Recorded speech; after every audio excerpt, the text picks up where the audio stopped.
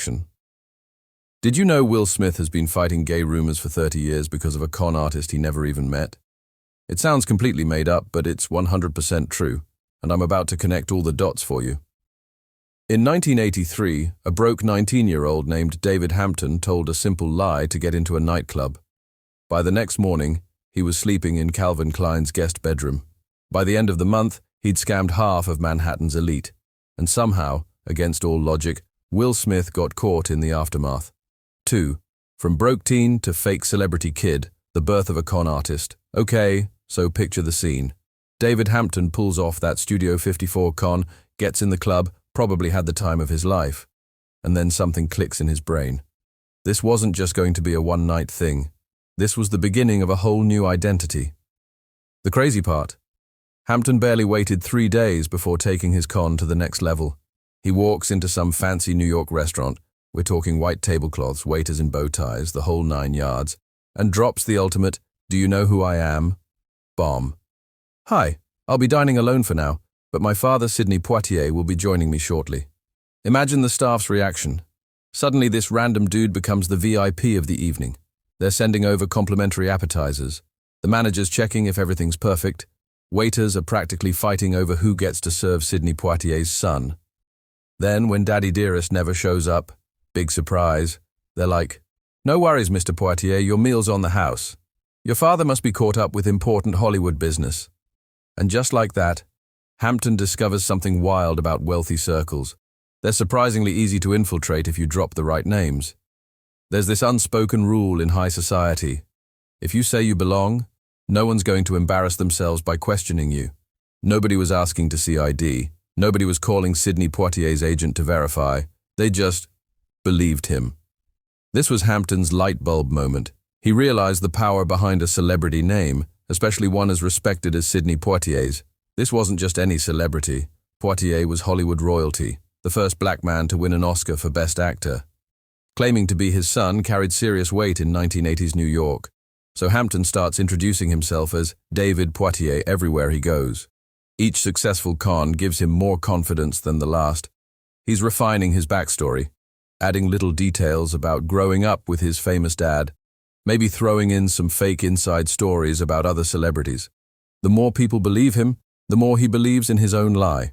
The confidence from those early successes was like rocket fuel for Hampton. He realized he could target wealthier and wealthier marks. What started as a way to skip a cover charge was turning into a lifestyle. Free meals, VIP treatment, and eventually, as he'd soon discover, access to the homes of New York's elite. What makes this all even wilder is how Hampton's targets were so eager to believe him. I mean, think about it. Sidney Poitier didn't even have a son. He had daughters, but this was 1983. You couldn't just pull out your phone and Google Sidney Poitier children. Information moved slowly. Celebrity details weren't common knowledge, and Hampton exploited that perfectly. The restaurant con showed Hampton something crucial about human psychology. People want to believe they're in the presence of someone special. They want to feel connected to fame and celebrity, even if it's just by serving a famous person's kid a free meal. And once Hampton understood that weakness, he was ready to take his scams to a whole new level. The address book, how a stolen contact list unlocked celebrity homes. You know how people say it's not what you know, it's who you know? Well, Hampton didn't actually know anyone, but he found something better than a social media influencer's contact list. While visiting a friend at Connecticut College, this guy literally stole someone's address book and suddenly had direct lines to some of New York's wealthiest families. And we're not talking about just any random college kid's contacts. This particular student had parents who were deeply connected to Manhattan's social elite. Think about how wild that is for a second. In today's world, we've got privacy settings, two-factor authentication, and people still get their Instagram accounts hacked. But back then, this dude had physical access to private phone numbers and home addresses of some seriously wealthy people, all written down in one convenient little book. No hacking required, just a 5-finger discount. With this stolen treasure in hand, Hampton developed a con so simple, it's actually genius. He'd cold call these rich families and hit them with a story that played on both sympathy and status. "Hi, I'm David Poitier, Sidney Poitier's son. I was just mugged outside your building. My wallet and keys are gone. My dad's out of town filming and I don't know where to go. It was the perfect storm of name-dropping and creating urgency. Who's going to leave a celebrity's kid stranded on the street after they've been mugged? The results were absolutely insane. Calvin Klein, yes, the Calvin Klein, let this complete stranger crash at his place. Melanie Griffith welcomed him into her home like he was family. Even Gary Sinise, who most of us know as Lieutenant Dan from Forrest Gump, gave up his own bed so Sidney Poitier's son could have a comfortable night's sleep. These weren't just random wealthy people. These were actual celebrities falling for his act. But Hampton didn't just get a free place to sleep. These famous marks would loan him money because, he'd just been mugged. They'd feed him expensive meals, introduce him to their equally famous friends, and essentially hand him a VIP pass to their entire social circle. Each new person he met became another potential target, and his network of victims grew exponentially. The most mind-blowing part is how methodically Hampton worked through that address book. He'd hit one wealthy home, get what he could, and move on to the next without anyone catching on. Nobody bothered to call Sidney Poitier to verify his story. Nobody questioned why this poor kid kept getting mugged every other day. Nobody thought it was weird that Sidney Poitier's supposed son needed to crash on random people's couches instead of, staying at a hotel with the family credit card. As his confidence grew, Hampton started adding more layers to his con. He wasn't just Poitier's kid looking for a place to crash anymore. Now he was in town to audition for Broadway shows like Dreamgirls. He'd create these elaborate stories about his acting career and his relationship with his father, building a fake life that got more detailed with each new victim. 4. The bedroom disaster, how one night of passion exposed everything. Ever had a major oh no moment? Like that time you accidentally sent a screenshot of your conversation to the person you were trash talking? Well, Hampton's downfall makes that look like amateur hour. This Broadway auditioning fake celebrity's entire house of cards collapsed because he just couldn't resist getting some action in the wrong bedroom at the worst possible time. With each successful con, Hampton's confidence had reached dangerous levels. He set his sights on a new pair of marks, Mr. and Mrs. Elliot, who were about to become the unsuspecting audience to Hampton's final performance. The Elliots bought his mugging story hook, line, and sinker. They welcomed him into their home, fed him dinner, and gave him their guest bedroom. Hampton even had the audacity to ask them for a wake-up call the next morning for his jogging routine. Like any dedicated actor preparing for Broadway auditions would. But that night, Hampton made a decision so monumentally stupid, it's almost impressive. Instead of lying low in his free accommodations, he invited a male friend over for some bedroom activities in the Elliots' guest room. Remember, this is 1983. A time when being gay wasn't just frowned upon in many circles, it was genuinely scandalous. So of all the dumb moves a con artist could make, having a gay hookup in someone else's home while pretending to be Sidney Poitier's son might be the gold medal winner. The next morning arrived with perfect comedic timing. Mrs. Elliot, being the considerate host she was, went to wake Hampton for his requested morning jog. Instead of finding a dedicated actor ready for his morning exercise, she discovered Hampton in bed with another man. The shock on her face must have been priceless. This wasn't exactly the behavior she expected from Sidney Poitier's supposed son. The Elliots immediately showed Hampton the door. But here's where the universe decided to throw in a plot twist that even the best screenwriters couldn't invent.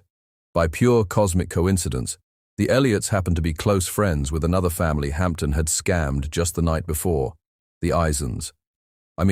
What are the odds? In a city of millions, Hampton managed to target two families who regularly chatted on the phone. So when Mrs. Elliot called her friend Mrs. Isond to vent about this bizarre experience with a fake Poitier offspring, they quickly realized they'd both been duped by the exact same scammer. It was like the world's most awkward support group forming in real time. Hi, I'm Mrs. Elliot, and I was conned by a fake celebrity's son who then had gay sex in my guest bedroom. Here's the best part, though. Hampton had absolutely no idea his cover was blown. In what has to be the most ill-advised apology call in history, he actually phoned the Elliots to say sorry for the bedroom incident and asked to meet up in Greenwich Village. Mr. Elliot, now fully aware he was dealing with a con artist, agreed to the meeting. But instead of coming alone, he brought some special guests, the police. When Hampton showed up for what he thought would be a simple apology meeting, he found himself in handcuffs instead. Game over. The man who had successfully convinced New York's elite that he was Sidney Poitier's son was finally caught, all because he couldn't resist one night of passion in a borrowed bed. 5. The Will Smith connection. How a con artist created a Hollywood rumor. After Hampton's arrest, you'd think his story would fade into obscurity like most random con artists, right? Instead, his guest bedroom hookup would somehow transform into one of the most persistent rumors in Hollywood history. How did a convicted scammer's sex life become Will Smith's problem for the next 30 years? That's where this story gets really strange. While Hampton was dealing with the consequences of his actions, his bizarre con caught the attention of playwright John Guare. It wasn't just random interest. Guare actually knew the Elliots personally. You know how rich people all seem to know each other? Well, this is what happens when your scam victim has playwright friends. Guare saw something fascinating in Hampton's story. This random dude convincing New York's elite that he was Sidney Poitier's son, and turned it into a play called 6 Degrees of Separation in 1990. The play wasn't just some off-Broadway experiment nobody saw. It became a massive hit, winning tons of awards and critical acclaim. Suddenly, Hampton's scam wasn't just a crime anymore, it was art. Fast forward to 1993, and Hollywood decided this story needed the big screen treatment. And who did they cast to play the character based on Hampton? None other than Will Smith, fresh off his success from The Fresh Prince of Bel-Air and looking to prove himself as a serious actor. This wasn't just another comedy role for Will. This was his chance to show the world he could actually act. But there was one small detail that would end up causing decades of drama. The character was gay, and not just implied gay. The script included scenes where Will Smith's character had to kiss another man on screen. Remember, this was 1993, when mainstream actors rarely played gay characters, and when they did, it was considered career suicide by many in Hollywood. Initially, Will Smith agreed to do these scenes, but as filming progressed, something changed. Smith refused to actually kiss his male co-star on camera. The production had to use camera tricks and clever editing to create the illusion of a kiss without their lips ever touching. It was movie magic at its most awkward. Years later, in interviews, Smith would reveal that Denzel Washington had given him some career advice that influenced his decision. According to Smith, Denzel told him, "Don't be kissing no man on screen." Smith later reflected on this advice as homophobic and admitted it was a mistake in his career not to fully commit to the role. But here's where Hampton's legacy gets truly wild. Even though the movie came and went, something strange started happening. Rumors began circulating that Will Smith might actually be gay or bisexual in real life.